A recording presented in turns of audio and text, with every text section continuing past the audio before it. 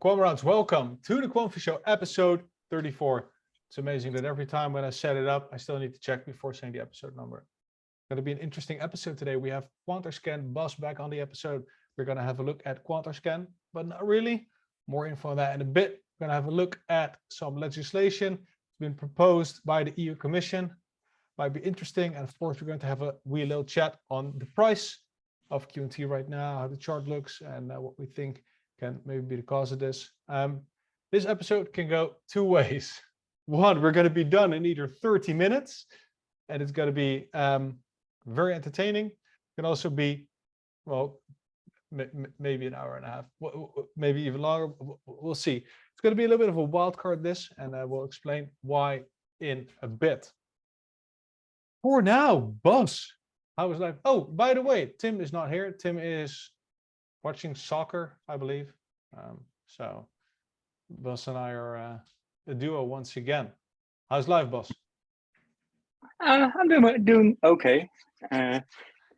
Time-wise, it will depend how long I will try to find the English words to voice my opinions on situations. But I'm a little bit frustrated. But I'm sure that after price discussion we can get to it and explain why I might be a little bit miffed at this point in time. Yeah. I obviously had a little tip of the veil shown to me, and yeah, interesting stuff for sure. As for me, I had a pretty long day. I'm already working for well over 12 hours. A lot of things going on with my other job. I won't show the coin this time, people get mad, but a lot of things going on, interesting times. Just came out of another meeting, that's why I'm still pretty heated. And this is going to be a heated episode, as I stated earlier. So to just kick things off, if you're okay with that, boss. Yeah, that's cool. Then we're going into the price movement, and right now we are looking at 136 euros and 90 cents. Euros, dollars, pounds. It doesn't really matter that much anymore. Ironically. So looking at the chart here, this is 24-hour. We're seeing that we started around 138 and we're ending up somewhere around 136, 37. Volume is rapidly declining. We started off with 188 million. Right now we're at 73. If we're going to go to the 7-day, we're going to see a very interesting wave happening at the volume. So volume started out at about 29. Then it had a peak. That was on the 23rd of September, by the way. Then we had a peak at the 25th. Like I said, it's like waves, so it's not really a peak. It's very gradual, up to 87 million. And then we went to the 28th. Volume started climbing. Price peaked 146 euros. And the volume kept rising up until the 28th to 210 million.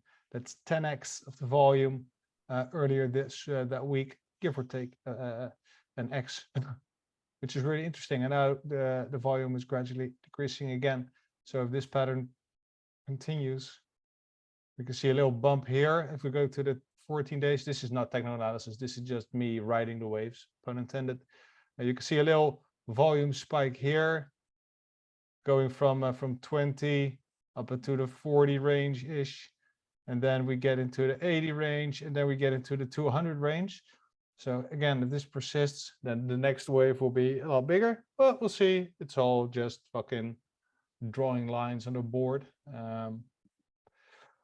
Interesting nonetheless, because we were at 100 euros 14 days ago, and we're close to 150 at the moment.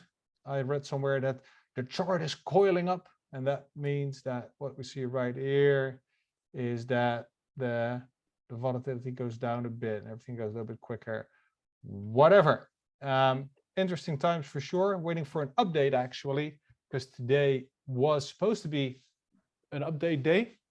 But if I remember correctly, the last update that we got was also on a Friday. So maybe they are on a Friday schedule once again. Today was Quant's birthday, was it not, boss? Was that yesterday? I'm confused now because I saw Hungarian post a message today. I actually retweeted Hungarian, so I trust Hungarian on this. I'm not even sure if I retweeted it today or yesterday, But as soon as I saw it, I was like, okay, well, I trust that guy on that type of information. Yeah. But I thought it was yesterday, but then we heard that it was today by Hungarian, and I didn't even see Quant tweet about their birthday because their last tweet was on the 28th of September. That was yesterday. And they tweeted on Quantersscan, they tweeted on the merge. All more interesting tweets than celebrating your own birthday. So I but kind of they understand. celebrated their birthday every fucking year. Did they? Okay, yeah, well. Yeah. They at least dedicated a tweet to it. Okay, well, little companies grow up to be big companies, so maybe they don't really care anymore.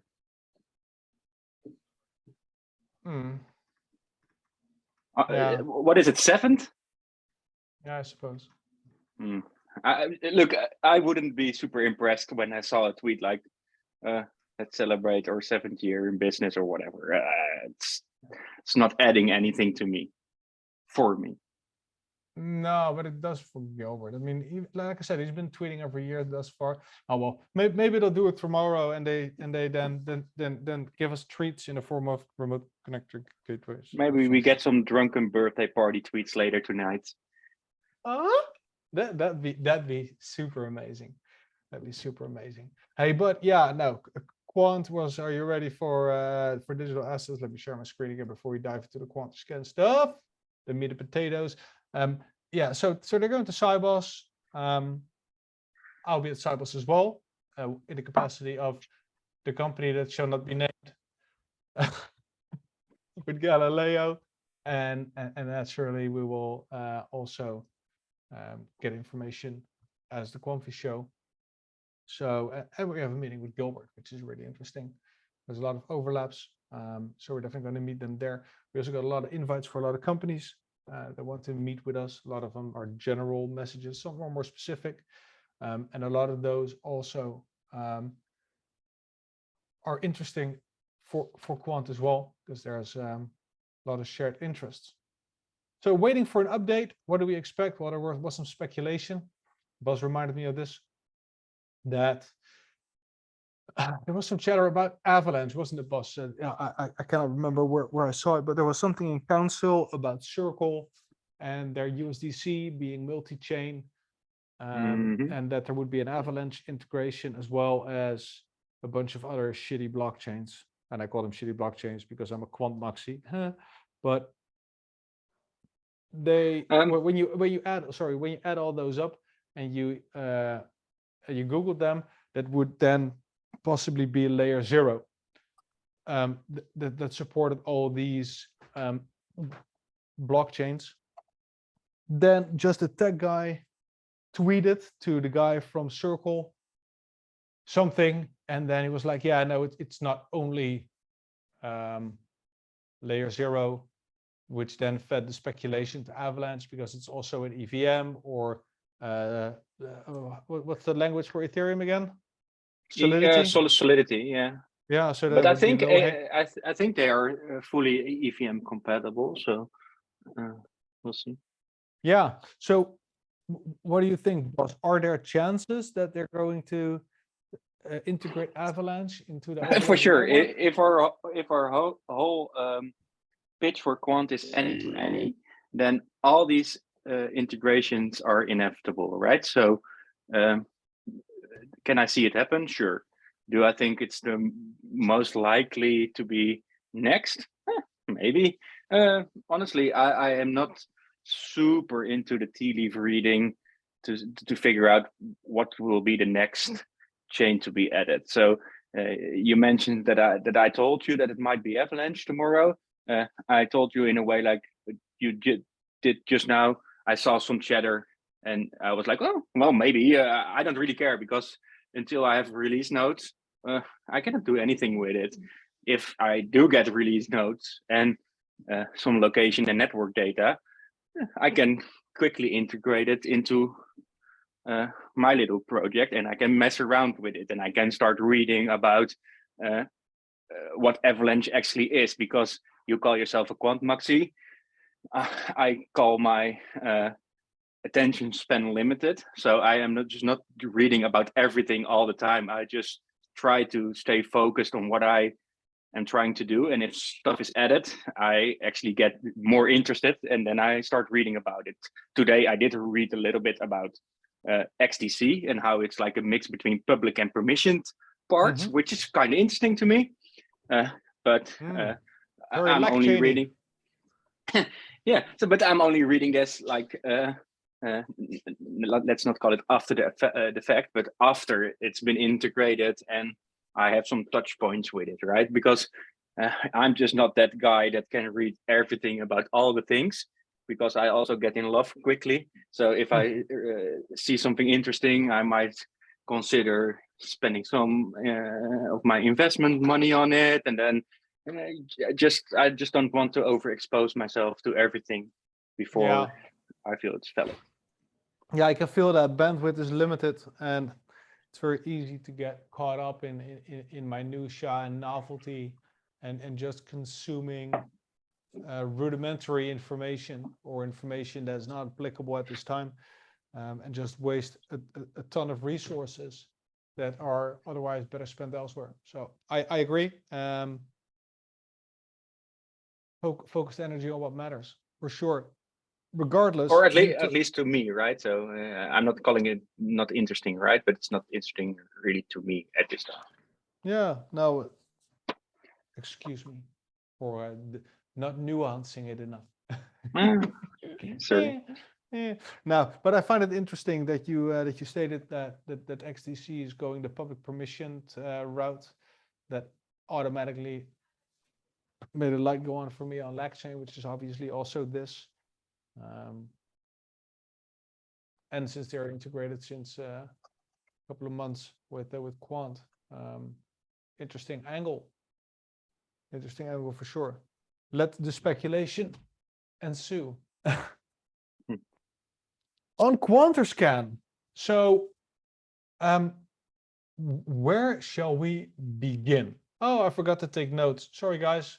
No timestamps. Oopsie. Tim, where are you? Too late. Maybe I'll do it afterwards. We'll see how I feel. Back to you. Where do you want to begin? What is your beginning for this episode? Okay. Well, last week I was your guest in the Dutch episode. Yes. And then at that time I had quite a nice working prototype, I thought, and I wanted to showcase the project to your Dutch listeners. And at that time, the testnet of Overledger shit the bed, right? So it really stopped working. I got a little bit annoyed that we had a interesting episode together, and actually I was more worried for the reactions than actually was needed, because people were super understanding and like actually quite nice. So for sure. Okay. And we talked in terms like second chances this week, like it's my second chance. And I even heard the words uttered that I couldn't blame Overledger again. And I'm going to blame myself for being a goody two shoes, because a couple of days ago, I thought, okay, it's almost time to move my operation to MainNet. Before you get there, for people that are not aware, if we boil it all the way down, Bas has created Quanterscan. The link is in the description to this. And Quanterscan is an mDApp, right, Bas? Sure. Well, yeah. I'm not sure what the actual definition of mDApp would be. It's not living on different chains. It's able to talk to different chains. Regardless, but you have to register it as an mDApp in the dashboard. Yeah. Okay. So at Quant, it's registered as mDApp, and sure, it's an mDApp. Okay. And what it is actually the easiest way I could come up with to integrate a few of the APIs to actually have you and other people touch OVL, because I've been in your show a couple of times and I've showed OVL via Postman, like Luke did in Oracle things, but it Mm-hmm. just doesn't click for people, right? It looks Mm-hmm. like coding language, and it looks like request and Yeah. response, and people Yeah. like color, and people like pushing buttons and filling in their own stuff, and seeing results come out of it. So Yeah. Quanterscan is actually a play on words from Etherscan or Etherscan. I'm not sure what the pronunciation should be, but it's actually like a super easy, let's call it block explorer, but one that works with 6 different DLTs at this time. I integrated 6 of the supported ones. I could have done 7 because, actually, I think I could have done 7 while I was on testnet and integrated the Hyperledger Fabric thing. But for mainnet, I think I only can do 6 at this time. So I did. So you're looking at a little video, and then on the top right there will be some color blocks or whatever, some buttons that you can push, and you can change between Ethereum, Polkadot, XTC, XRP, Polygon, Bitcoin, and you can do simple searches, right? So you can fill in a block ID, and you can fill in a transaction ID, and you can do some address scanning. As you see, on Bitcoin, you only have 2 buttons because one of the current limitations of Overledger is that you cannot use Overledger to pull Bitcoin address for its balance. It has to do probably with SegWit or whatever. Let me Quant not doesn't rant. care. We don't care. I still care. I'm still a little bit annoyed about it even, because I know. I feel like it should be there, but okay. They locked this as a feature request now after I complained. But if you play the video, or if you can start it, you can see me going to the different option to go for Ethereum, and there you see an address ID button. But what I'm actually doing is also polling Overledger for results from other EVM chains, because this address exists across different chains, right? So the address exists on Ethereum, but also on Polygon, and also on XTC, Avalanche probably. I didn't check, but this is the first multi-chain example that I was able to integrate, let's call it, or like make available. Yeah, so I froze the screen at the end of the video, and what you can see right now, Bas pulled the request, and he did it over 3 chains on the same address. And you can see for Ethereum, you get an output of the account. The account is obviously the same, both on Polygon as well as XDC, but the holdings are significantly different. So the ETH address is holding 3.49987 blah blah blah blah blah ETH, and the Polygon is holding 1.496 blah blah blah blah Matic, while the XDC account holds 0 XDC. So you can actually just pull this up in essentially 1 click, right, Bas? Correct. Yeah. So yeah. Usually, and honestly, addresses aren't super interesting, right? But if we do the same thing for smart contracts that live across different chains, and you can monitor different events of that smart contract, because if something is interacting with a smart contract, it emits an event, like an owner is added, or it closes an escrow or whatever. It has an event emitted, right? So that you can read it. And if you can read that stuff across chains, that is pretty interesting when we are talking about potentially ERC20 coins, QRC20 coins, and yes. QRC721.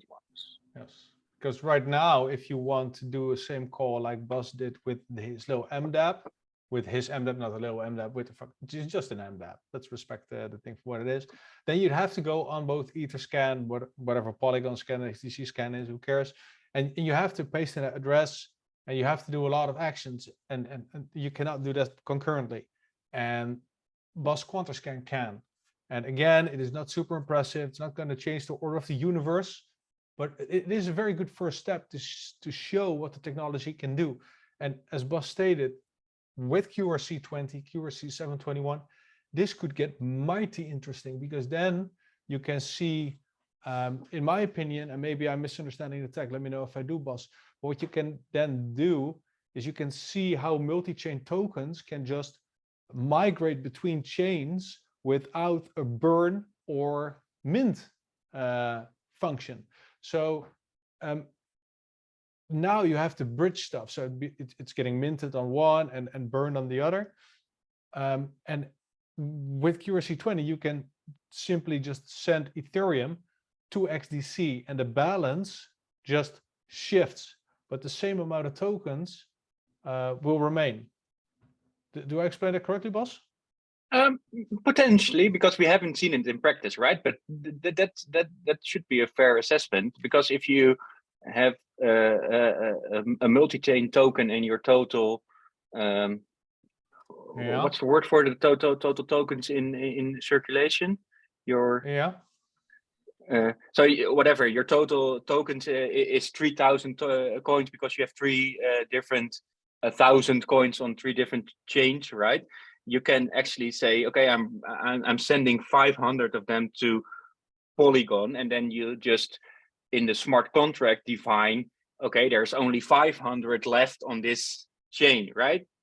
But the tokens are then on the Ethereum or whatever you send inside. I didn't think through this example, but so potentially that is a way. But to make clear what the Quanterscan project is, for me at least, it's something to egg on the community, like spur the community to get involved with anything quant related, right? It doesn't have to be my project, but I hope it inspires people to start messing around with it a little bit, or try to build your systems, but also have somebody to ask something that actually tried messing with OVL a little bit. Because at some point in the last few months, I started really missing the opportunity to talk to people about the actual tech side of things, right? So not like analysis tech side of things, but like, how does the API work? When do we get a response? What does the standardized response look like? All that stuff. I think it's important to, at some point, have some examples going so people can get inspired and come up with a better idea than my Etherscan ripoff, right? Or like multi-chain blockchain. I'm not saying that I'm not also going to improve and iterate and try to make it a way more interesting product, but I want to do it with the community together, right? So I want to get input, and I want to get support, and I want to get, it's not praise, right? I don't need people to clap for me, but I sometimes do need some motivation, because it's an uphill battle, and that's mostly due to my lack of knowledge, but I'm quickly improving and learning, and my experience is outgrowing my knowledge already with using the Overledger. but honestly, that's the main idea, right? Just have something to show people, because in my mind, we're talking too much about pie in the sky is not fair, but we talk too much about things that might happen over in 5 years. But we can do stuff now. It might not be as cool as the stuff in 5 years, but it's also pretty cool already. Yeah, I agree. I think the low hanging fruit for community is doing research on the internet, finding quote unquote FA, and producing, sharing that, and discussing it up to a certain depth or to a certain extent. And I think it's great that you are now championing interacting with what is actually already possible, and you started with me, I think in June of this year, like, Jarno, are you interested in doing something on Overledger? And we did, and I also find it really interesting, but we didn't get a lot of feedback and a lot of not really applause, but praise or cheer or people engaging. And I know these words don't resonate per se with everybody, but it gets the message across, because people find it difficult. People find it maybe not all that interesting, but it really is interesting, and it really is important. And I think what you learned already and how you get people interested motivate it and activate it. Also with your NFT thing for your channel. And if you want to talk about this, that's why I'm keeping it vague. I think that's really clever. I think that's really cool. And there's gonna come good out of all of that. And the same I feel about your tribulations with quant support. We'll get to that in a bit. I just want to jump back a few steps and look at this, because this reads, this is the Quant website, quant.network/product/tokenize, and it's the paragraph that's called digitalize any asset with ease. I'll just read the paragraph. I think that illustrates how I see that tokens can migrate across chains. So Tokenize solves this problem with its suite of smart contract templates designed by our expert and internally verified to the highest levels of security. Tokenize empowers you to create and deploy institutional grade tokens with ease and speed. Our QRC smart contracts are blockchain agnostic and use standard specifications, so a single token can be deployed across multiple networks without the need to recode. To illustrate, although our ERC20 contracts, when deployed on Ethereum, are compatible with ERC20 contracts, the standard contract for digital currency, they have an edge. They can also be deployed directly on other chains, such as Hyperledger Fabric, where they behave identically. As each token is configured and created, the associated suite of APIs auto-deploy to support it, which makes the development and management of digital tokens simple and scalable to any business. And so you have then a choice for enterprise or developers, and then you can move around to integrate, etc. So what I read and see here is, if I'm going to create a token, let's call it Layox or something like that, and in that process, with just clicks, no coding required, I can choose which chains I want to deploy this to. And if I choose to deploy it to Ethereum initially, at later stages you can add more, or when they are live as QRC20, they can also migrate to these supported chains without a hitch. So in my opinion, from reading this, there's no mint or burn needed when transferring from one to another. But maybe I am just looking from too high, and I'm filling in the gaps myself, and is this not as clear as I make it out to be? What do you think, boss? I don't know, because I haven't seen it, but I think that regardless of the mechanism, you have to keep track of your balance in some way or shape or form, right? So if it's a bit minting, burning, or changing total availability of coins in the smart contract, or whatever, it doesn't really matter to me, as long as it's super easy and it's standardized across the different chain options. And I think that's the only important part to me, right? If they're minting, burning, whatever, actually I reckon that it will be mostly minting, burning, at least in the, let's call it, initial stages. We've talked before about how Quant is a long-term investment, but it's also a long-term technological project that will evolve over time. And I'm quite sure that the team at Quant has a lot of ideas that they want, but they just can't do yet due to whatever type of limitation. Again, it's not really important, but I'm sure that the version they have today is not the version that they want to have tomorrow or next year.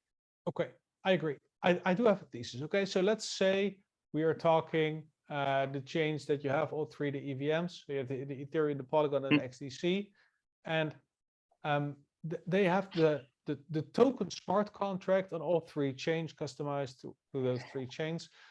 If I then send my tokens from Ethereum to those two other chains, so I send a bunch to, now let's keep it simple. Let's just send from Ethereum to my XDC wallet. So across chains, can or can't the smart contract then automatically take care of this? Because you have to call the smart contract to send it. So that means that they could just adjust the balance on the chain you sent it from down, whilst migrating it to the other chain and just changing that upwards. Is that then what they call atomic, or is that then burn mint? How do you see that? Because this is far I beyond would my comprehension. probably also beyond mine, but I would probably describe it more as a burn mint mechanism, but I don't think it's super mutual exclusive when you look up the term atomic swap. So you can try and call it up on screen so we can go through it together. But if you are deploying coin, whatever, Quamfy coin, and you deploy it on Ethereum and you deploy it on XTC, you control both of the smart contracts involved. So you also control both of the mint burn mechanisms in that smart contract. And if it's called mint burn, probably, but also, again, doesn't really matter. Here, an atomic swap is a separate here without a third party's involvement. So, okay, you are controlling both smart contracts.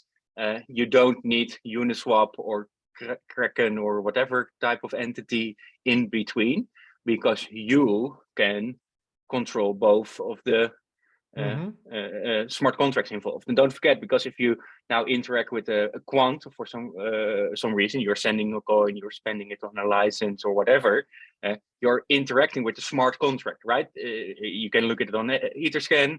I wish you could look at it on Quanterscan, but you can look it up on Etherscan. If you do an interaction, the smart contract is defined in the interaction, right? Same here. So actually, I think you could define it as atomic swap, but is it not involving mint burn? No, because it's still involving keeping track of your balance. Because it would be weird if you can send 1,000 Jarno coins to a different chain and the originating chain still has the same amount of Jarno coins available. That's pretty funny, because I actually saw somebody that Pierre actually created Jarno tokens today. Fucking joker. for our meeting that we have tomorrow. I was laughing my ass off. He was like, yeah, dude, I swapped all my QNT for Jarno tokens. Okay. I'm trying to here. Blah. I used the search function on the Quant website and typed in atomic. Atomic. Do you know that song for the Party Animals? Sure. Okay. Nakatomi or something, right? No. Party Animals. Okay. While ERC20 tokens, this is the Quant website, while ERC20 tokens are designed for deployment on the Ethereum network, QRC20 tokens will be blockchain agnostic and work across multiple distributed ledger technologies.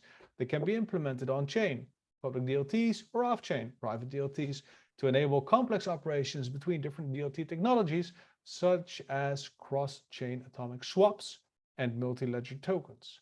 Overledger's DLT gateway uses an innovative and standardized REST API based on internet architecture and protocols to connect different DLTs and blockchains.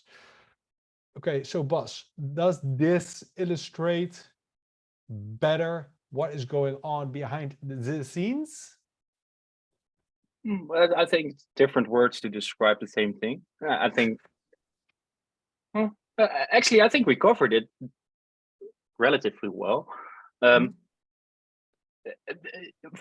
think the important thing is that there should be a mechanism keeping track of which coins are where, right? And I think you shouldn't really get bogged down into details and terminology, because the whole point of trying to utilize something like Overledger is that stuff is abstracted away from you, and you just say, I want to do something like have a coin that can exist on different chains, deal with it. And they say, okay, pay us and we will deal with it for you. So it's fun to talk about technical details, but as long as they're quite up in the air, it's also not super important as long as you realize what the basics should be, right? You should know how many coins live where, right? Otherwise, you have a big problem. Yep, I agree. That's that's the double spend problem, isn't it? Yeah, sure. So back to the Quanterscan. You hear what I did there? Tell us, because did you call me cunt or what? No, I would not do that. I wouldn't do that. I think it's also. I think as Dutch guys we cannot use the words because I think it's in some cultures way more offensive than we would interpret it. Quanterscan? Quanterscan is okay, yeah. Yeah, so okay, we were talking about this. We were talking about how XDC, Polygon, and Ethereum mutations occur, and this is boss is mDApp. Yeah, so go to the YouTube video, look it up. No timestamps yet. Maybe I did, maybe I didn't. We'll see. It's maybe my mDApp now, right? But I want to have it our mDApp, yeah. So like the community can get involved. You said I will keep your NFT thing fake. I'm not. How you call it, apologetic for it. I think it's fun to get people involved, to allow them to not get a stake as in ownership or whatever, but take some ownership in the discussion and in the course and in telling me that it looks like shit or what you can improve or help when it comes to text or whatever. Because look, I'm not a one-man band anymore because I already have a great guy, Thomas, that is super helpful. Because while I've been trying, I really cannot do everything within a reasonable time frame. So it's fun to have people involved, and it's very nice to learn from other people. But ever since I actually launched the option to be involved a little bit more, there has been super interesting discussions already and super interesting use cases being discussed already. And I actually today I got a message from a guy that used to be on the Telegram and found me via Twitter, and he was like, "Yo, I was building something super cool last year, but I was busy dating a girl, and now I forgot about it a little bit. But yo, I'm getting more hyped already." He actually used some different terms, but it covers like a nice example, right? It's fun to see people involved that way, because I think only good can come out of it, and we can together maybe understand also a little bit more how things are working. Because while it's not easy, because go try it, but while it's relatively basic, right? No, but while the current implementations and iteration is pretty basic, it still is exactly how every mDApp will work. You need to read data from different DLTs, from different sources, and you need to potentially write data to different sources, and that's about it. It sounds a little bit shitty to dumb it down, but everything is just a yes/no thing, right? It's a if-then statement. If this happens, then you can do that, the next thing, and you can make it super complicated by having like, well, you can make it super complicated. I don't need to explain, but in essence, you always can bring something down to if this, then that. Otherwise, a computer cannot handle it. Then you need people involved, and sometimes and most people are binary, right? Pretty much. But so when people, and not a lot of people do, but when people dismiss this idea, like it's not interesting enough because it's not doing 70 types of atomic swaps and arbitrage across different contracts or whatever, that is valid to a point, but it's also just a more intricate implementation of the stuff that I am doing right now. It's the same, it's just more. Exactly. So now it's fun to get involved and learn with me, or just cheer me on. You can spend your money on an NFT and not do anything with it. It's also okay. I'm happy that you find it fun. Show me a live demo. Let's go. No. Why not? Again, I was a little bit too much of an honest guy. So a few days ago, I reached the point that I could take my operation to MainNet, move away from the test nets.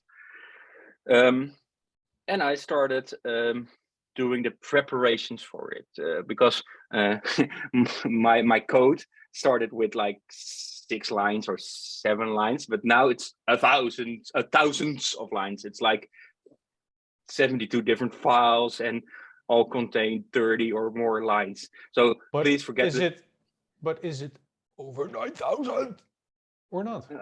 Over how much? 9,000? No, actually I don't know. I don't. If I was Big Boy, I would properly. have Vegeta in screen right now. Oh, okay. I don't watch that guy. So No. Jokes. But moving is not super involved, because actually it was sort of easy to make the preparations to move away from testnet to mainnet. But during those preparations, I also test some stuff in Postman, stuff that we've shown before, right, on the show, the mockup API thing. And I actually hit send at some point, and I got back a response from Overledger. But at that time, I didn't pay for I didn't, renewed my license for mainnet yet. So that was an unexpected result. I expected to get either your incoming token is not valid, you're not authorized for this endpoint, because you and me have seen that in practice, that response. You can get, it's just expired, you need to get a new token, or you get your response. Hi boss, you asked for whatever transaction ID, and here's the resulting response for that transaction ID. And I actually got back a valid response.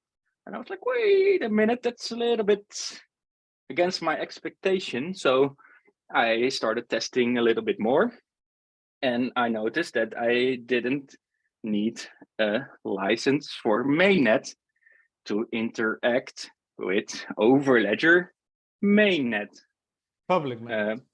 And that's pretty interesting, because Gilbert said, I challenge anyone to come up with a transaction hash or something from somebody who did not pay QNT for the use of mainnet. Yeah, and he included, you need a license and you need to pay fees. And a couple of months ago, I already interpreted like a little girl, or not a girl, 2022, like a like a little Dutch guy, that I was like, okay, if you challenge me, I will try. And so you and me together pushed through some Overledger transactions without paying fees. I already thought at that time that was against the message in main. So I or again we sent it in as like a report to Quant, and after like 10 days we got back a response with, oh, okay, yeah, well, they will be enabled in the future, the fees.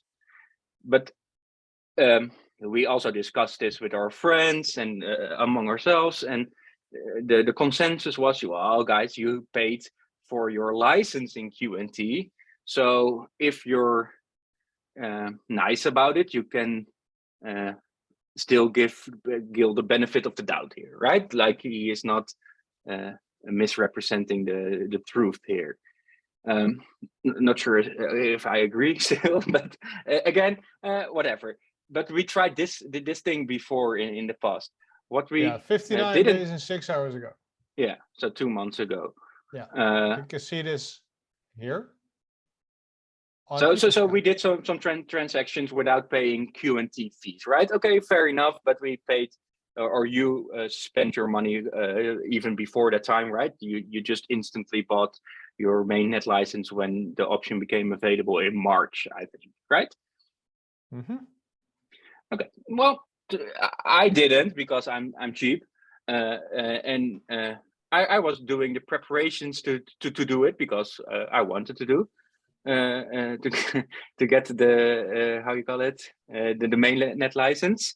But my transaction went through, but I've been filing a lot of bug reports with Quant because Overledger, testnet, and MainNet have a few reliability issues and oddities, and mostly just reliability issues that the documentation that is available is all pretty nice, but if you follow the steps, you don't get results because it's not working a lot of the time. And what you do as a developer, you file a bug report and you tell people, or like the company, okay, I did this, this is my code, or this is my example, you can replicate it like this, and well, let me know. So I've been filing a lot of those with Quant at any given time. How many do you have active right now? I have 10 open tickets right now. And that's a large number in my mind. And what are the bug reports about? Curious. And people, please be aware that the enterprise and the public version are two different animals, we believe to be. We discussed this in Dutch a wee bit. But with the current iteration of public OVN, if that were similar to enterprise, it would not be on the UK Gov marketplace, Oracle, SIA, etc. I hope that is absolutely positively clear, right? That is totally our assumption. Yeah, so that there is a different instance of Overledger that is it should be more reliable, but also maybe has a whole different type of feature set. But I also want to make super clear that the release notes that we are reading every 2 weeks are actually touching the stuff that I am using, right? There might be a lot of parallels and concurrent development across those instances, but the documentation that you can find by going to docs.overledger.io or to the GitHub or reading anything on Quant Network is touching the stuff that is available and that we consider to be public testnet or public mainnet, right? So okay, I have 10 open tickets, but a few days ago I didn't have 10. I have like 6 or whatever. And I ran into the issue that I didn't have a valid license or active license, and I was still digging around on MainNet, right? Being a little bit annoyed with that unexpected result, because it's well, it's also nice that you get expected results, but because that's easier to build things, right? It took like let's call it half an hour before I decided, okay, well, another bug report, let's go. So I told Quant, and I sent them an email, and today, like 4 days later, let's be fair, I also put Quanterscan online because the price was running up. I ran my big mouth on Twitter and I was like, if it hits 130, I'm moving my shit to mainnet. Let's go. And people are like super happy, and and I am actually super happy about it, because now I think maybe close to 2,000 people already tried it, right? Or like looked at it in like 3 days, opened it, put some transactions through the system, and they touched Overledger for the first time, really. Well, to me that's fun, right? Because you get a lot of responses, and some people don't really see the value in it, but it's also okay. At least they've been involved in some sort of form. Okay, so I sent in the bug report. I have my stuff working on Quanterscan.com.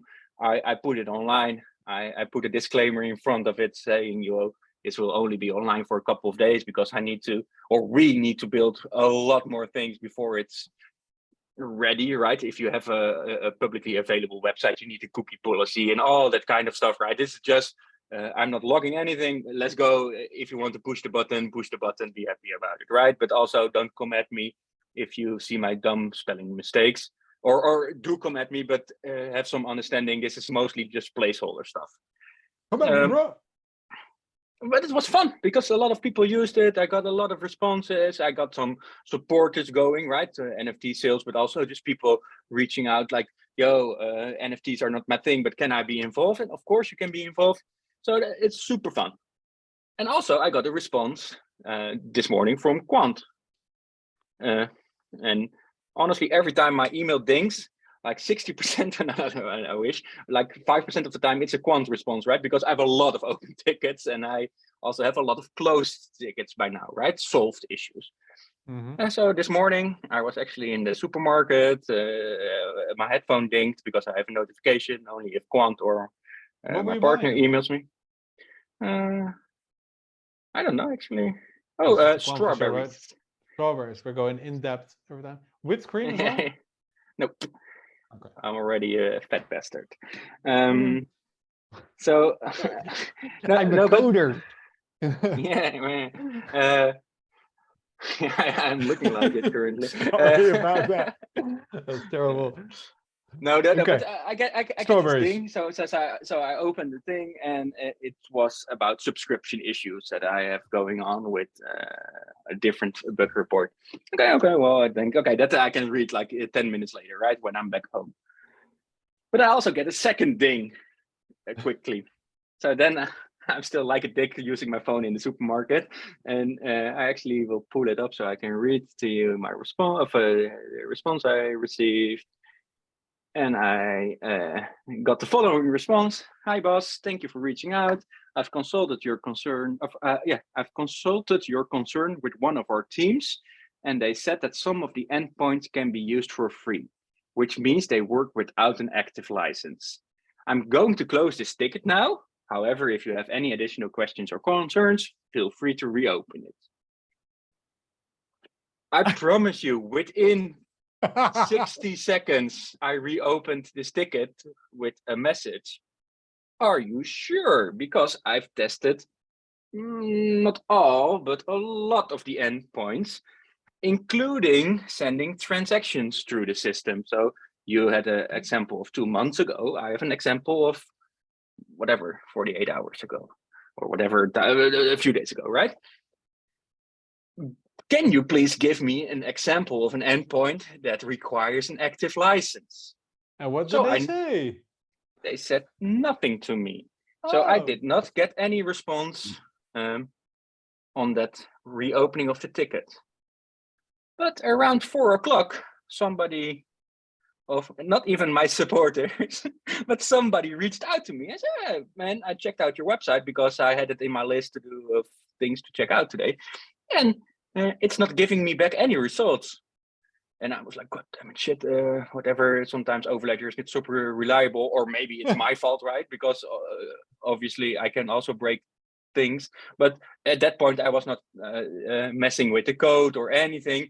So I was like, okay, well, let's check the server, let's check the logs, let's see what's happening. And with logs, again, I mean, is it online? Because I'm not logging anything, because I still need to Google how to do it. Because I'm learning on the fly, my guys. And I didn't see anything wrong on my side real fast, right? So I went into Postman again. They should sponsor me, actually. But I went into Postman and I sent some request with my newly generated bearer token, and I got back the response. I can do it right now. You are not authorized to access Overledger because your license has either expired or is invalid. I'm sorry, but that's a dick move. If you no, but if you fix your shit, right? If I tell you your system is not checking or whatever, and you come back at me like, oh no, I discussed it with one of our teams and this is expected.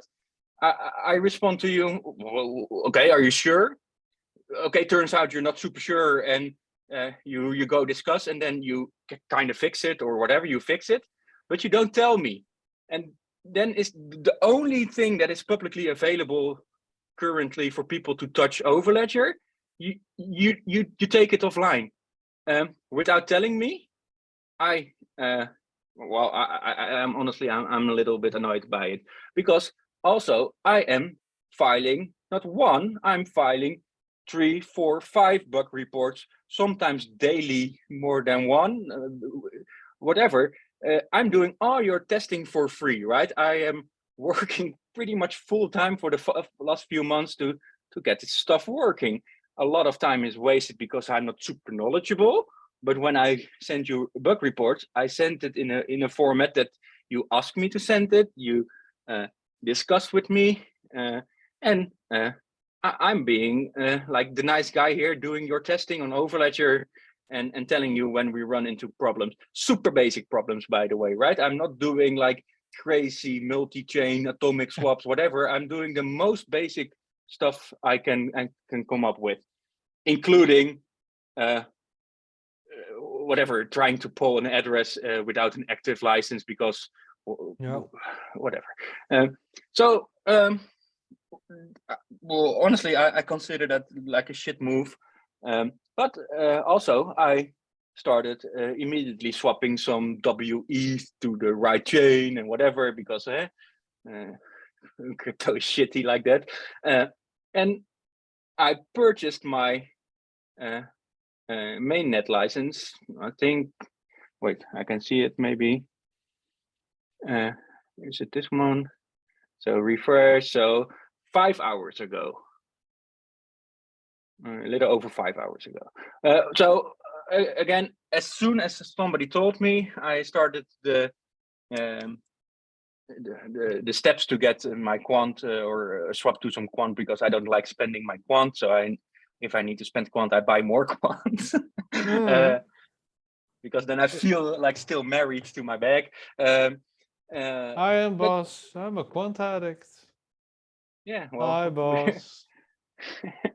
I think a lot of people can recognize that stuff, right? But honestly, I'm being sort of nice about it. But this afternoon, man, this is not fun for me, right? And it's fun if you can find a bug report or a bug when it's like the exception. But if you're like constantly telling them that it's shit and not working, that's not super fun. But if they do you like this, it's really not fun, because actually they just emailed me from, no, don't worry about it, our team think it's fine. I could have also at that point thought, okay, that's fine. But I was like, yo, are you sure?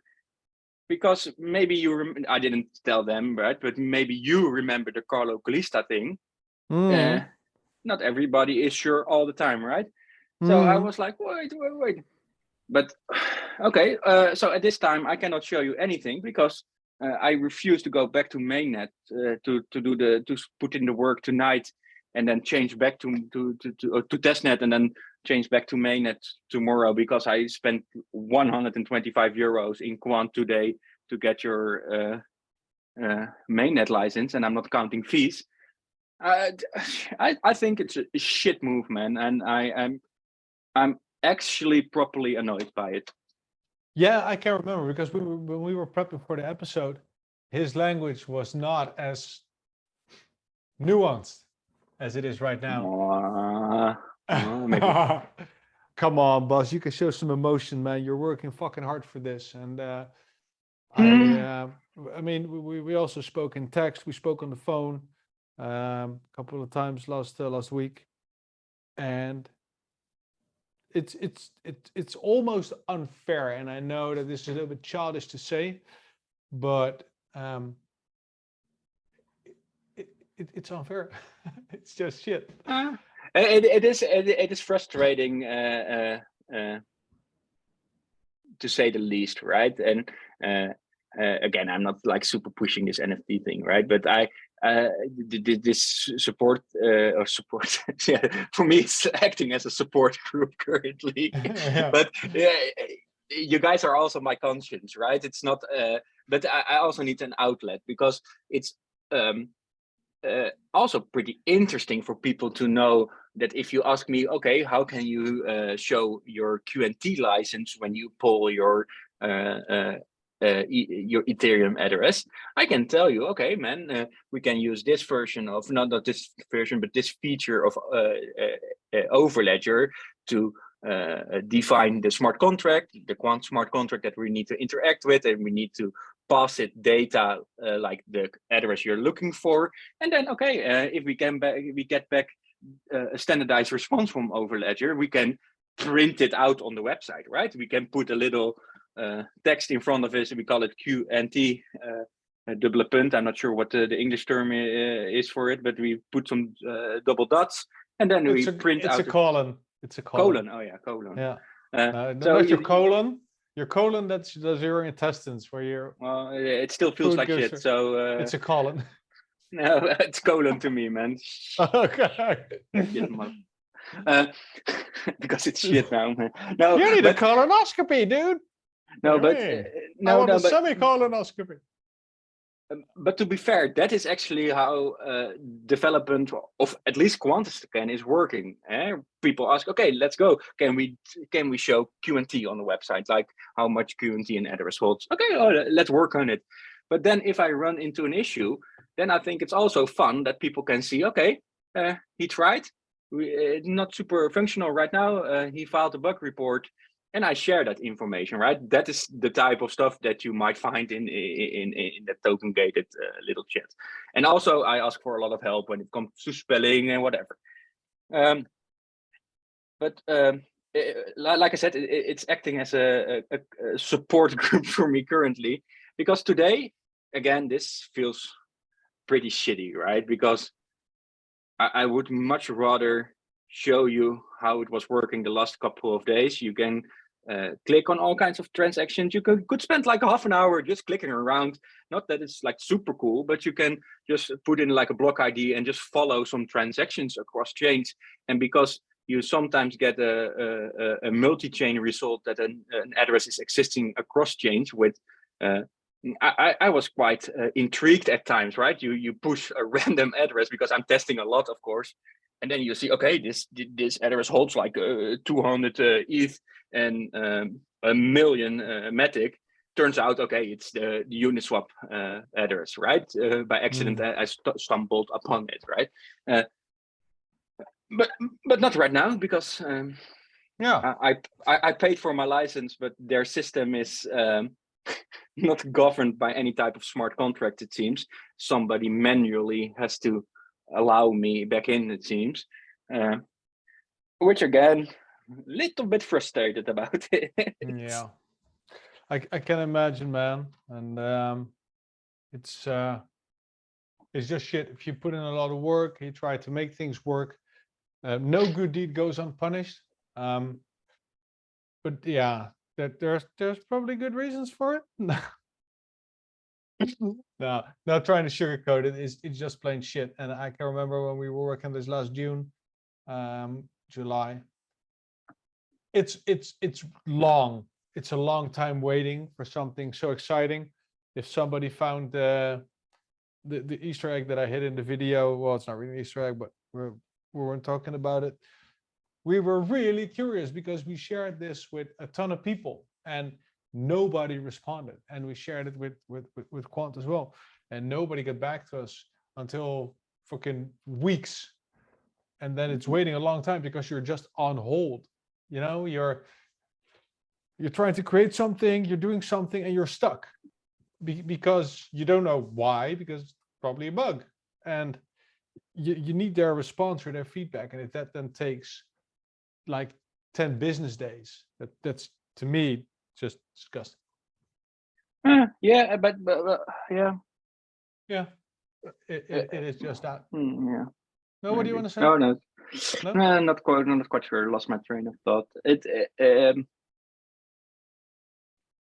So it starts to feel like an uphill battle at that time, right? Because as you know, I have a lot of open tickets currently, but I also have been in situations that we have like a big back and forth over email, and then you add some things and some things get fixed, and at some point you don't get your complete overview anymore.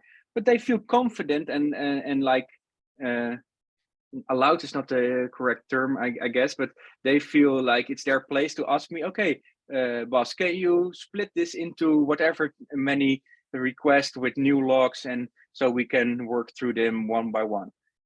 do you want to do more work for us for free, dude?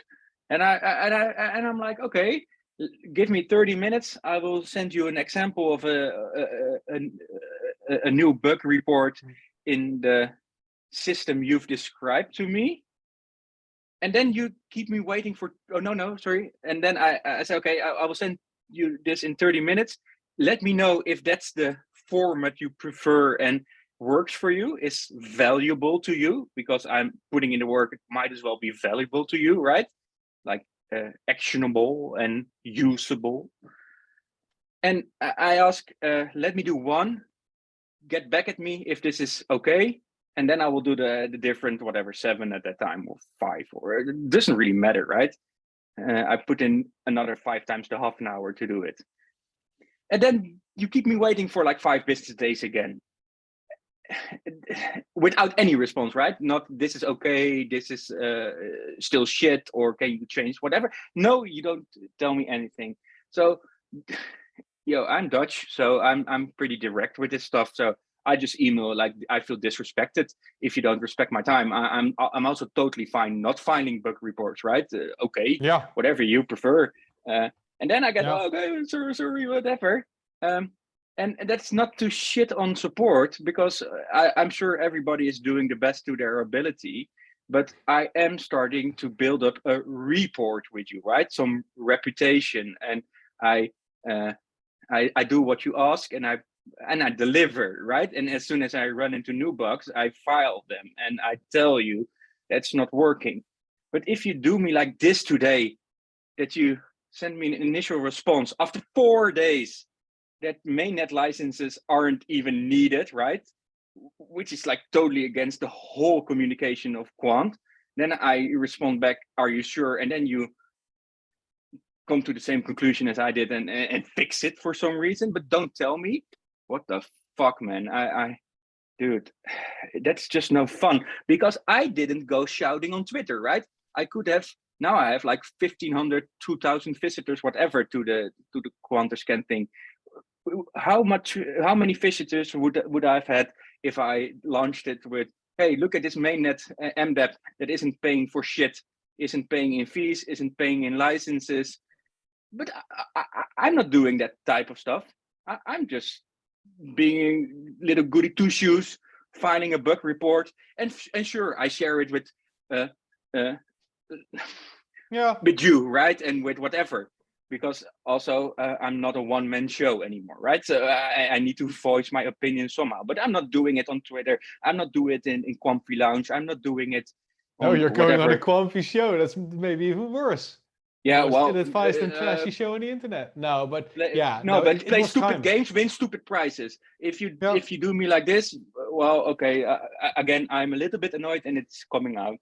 Yeah, no, it's fine, and we discussed this, and please, people, do understand that Quant is doing a lot of things, and they have a lot of priorities, but this is just no way to manage a community, and I agree with this.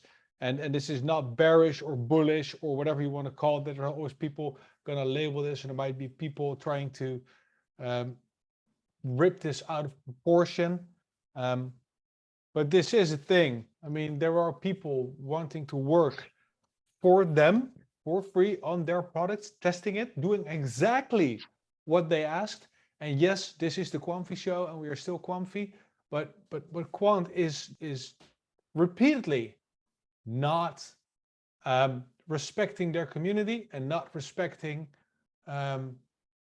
people's time and what people are doing, and that is shameful. I have personally no horse in this race. I mean, I found a bunch of bug reports.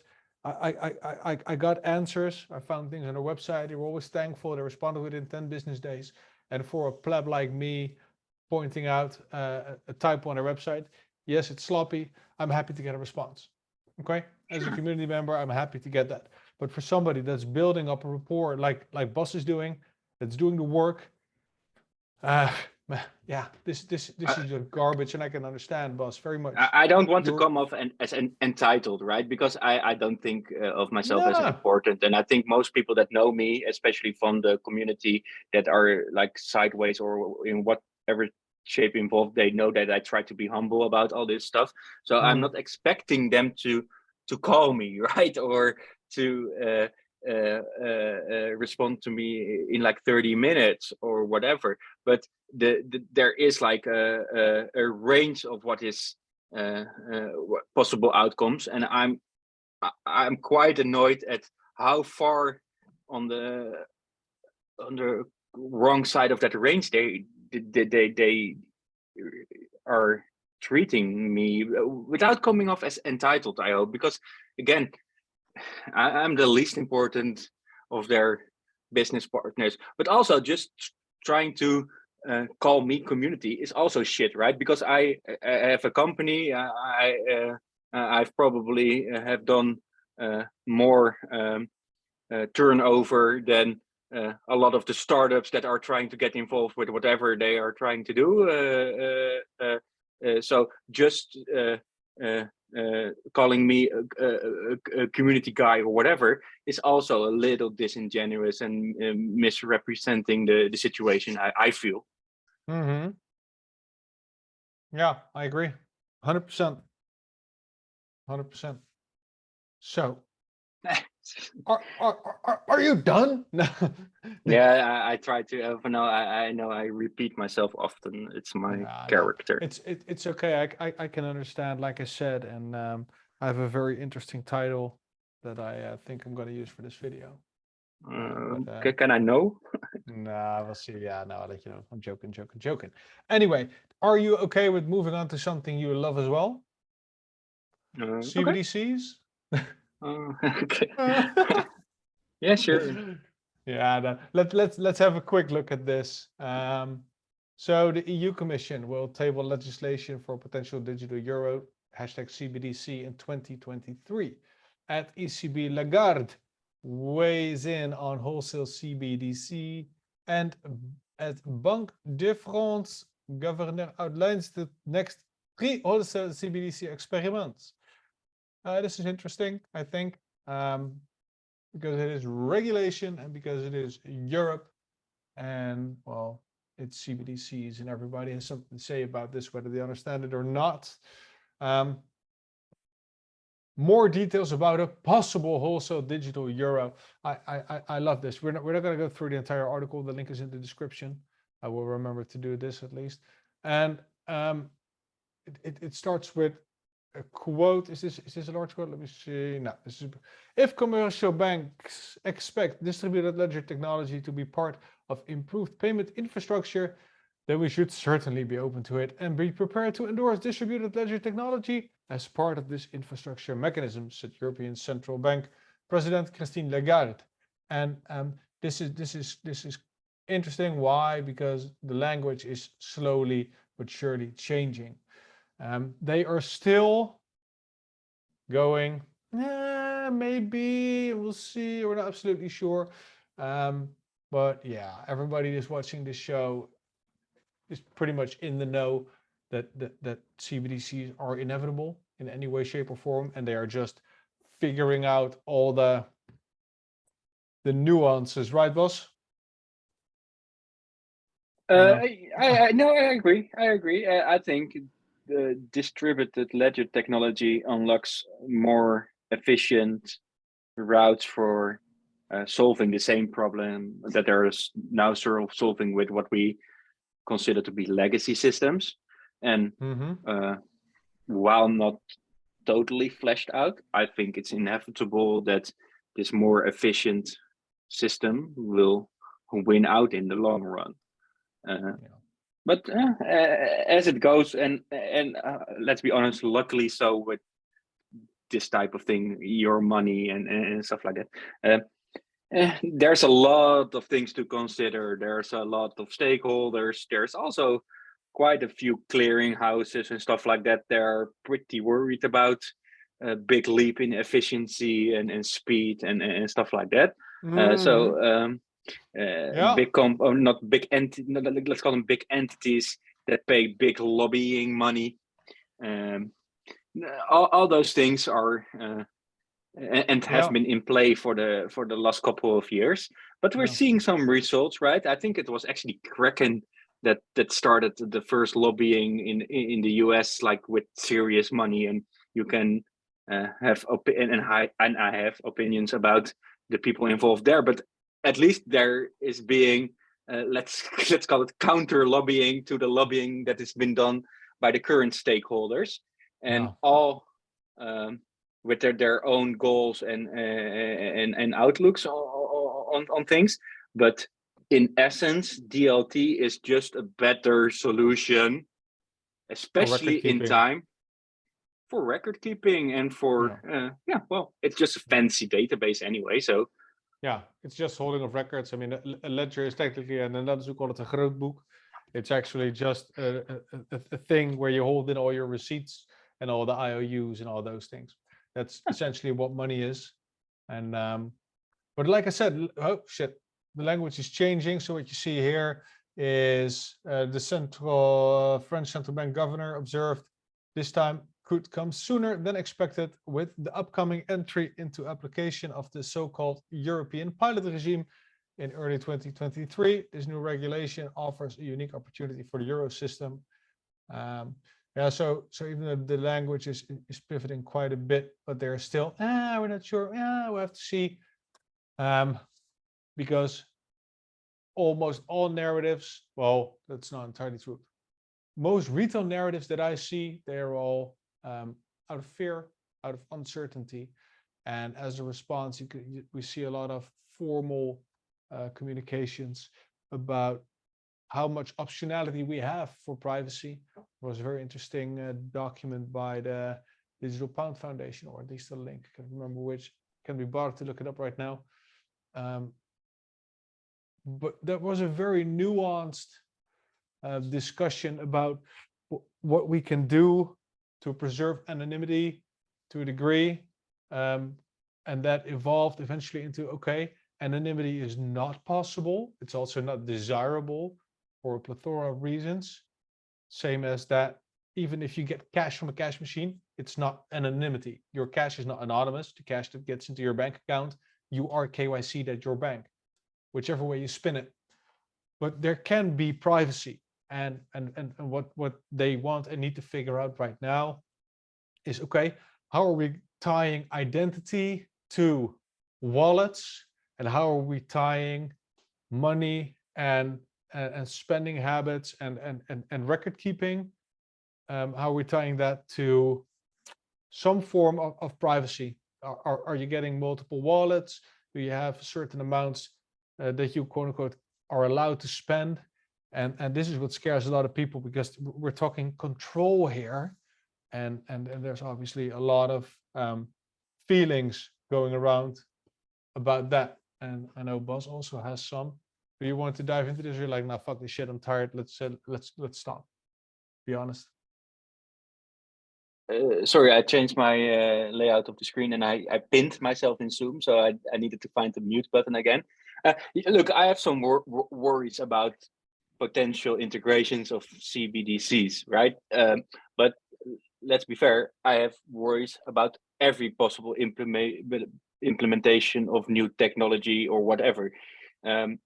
So it's not really different to me than any other solution in that regard. Earmarked money and stuff like that is worrisome to me when implemented badly. But so is everything that is implemented badly. So it's all worrisome to me. Yeah. So, but it's also easy to develop blind spots for this type of thing. So I still feel it's like important and valid to sometimes point out the potential pitfalls of this type of stuff. But it doesn't mean that I am flat out against it. It is one of the lesser interesting possible use cases of DLTs to me, right? I rather talk about, is it EPSI, like the European identity system, or how you can unlock and your like connection is really bad right now. Oh shit! Is it already better? Yeah, it's still semi-roboty. You're still understandable, or we can still hear you, what you're distorted Yeah, or broken so up? it's proof that if you shit on CBDCs, you'll get disconnected from the internet. No, I joke. No, but I think there are more interesting solutions with DLTs that have my attention and imagination more, right? Having let's say cross-country diplomas and certificates, or that type of stuff, to me is a little bit more fun to think about than worrying about CBDCs. But again, I think they are inevitable. Boss, that was an excellent conclusion to this show. Overledger, Quant Network is inevitable. We will dominate everything through gateways, which are coming soon to a VPS near you. And I loved having you here, man. Did you do you feel content in blowing off steam without going on a tangent? I hope I didn't go on a tangent, but yeah, well, yeah. Good. But let's be fair, it would be more fun to show it working, man. In the future, when you get finally approved to use Overledger MainNet, we will probably see you again for another demo, maybe a live demo. Maybe you have some new functionality by then. In the meantime, do you want to plug anything? Do you want people to have a certain link, or people to look you up, or whatnot? Obviously, the Twitter of Boss at Quanterscan, so that's with a Q, UANTERSCAN, is on the Twitter, and you can find them in the description. And anything else, and Boss? people can reach out on Twitter or Telegram or whatever they prefer. They can send me an email, quanterscan@gmail.com. I would love to get people involved and also answer any questions you might have, because that's part of the fun for me. I spend a lot of time understanding this stuff, and I did the same thing in dev chat. And as soon as I gained some understanding on a topic, I want to share that knowledge. But there wasn't too much to share anymore in dev chat because gateways are on hold or whatever. So now this is my outlet to share and to spend my energy on Quant, right? So reach out. I would love to get you involved. All right. Thank you so much, Boss, for being on the show. Everybody, thank you very much for watching. I'll try and be a little bit more rested next week. Next week, Tim will be here again. Maybe we'll get an interesting update in the coming days. We'll see. We're keeping an eye on price. Please subscribe, like, follow us everywhere. Leave a comment. Let us know what you think. And maybe if you have suggestions for the show, maybe potential guests, do not hesitate to drop us a message. Can be on Telegram, can be obviously on YouTube. For now, I am done. And all I have left is to say, stay Quamfy. I will see you in the next one. Cheers. Bye-bye.